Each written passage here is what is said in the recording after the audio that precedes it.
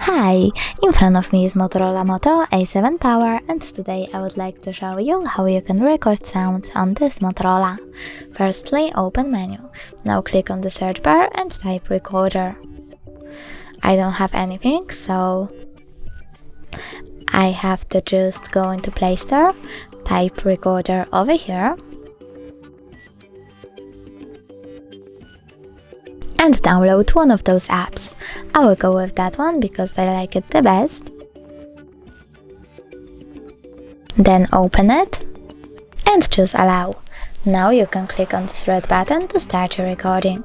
You can pause it and unpause it by tapping on the smaller one, and if you want to end it and save it, click on the red one again, enter name of your recording and choose OK.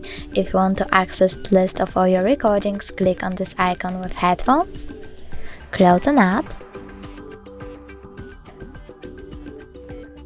and as you can see, my recording is here, but I can always delete it by tapping on the spin icon at the top right corner, tapping on chosen recording and choosing delete, then confirming my choice by tapping OK. Thanks so much for watching. If you enjoyed this video, don't forget to smash the like button, comment and subscribe. Bye!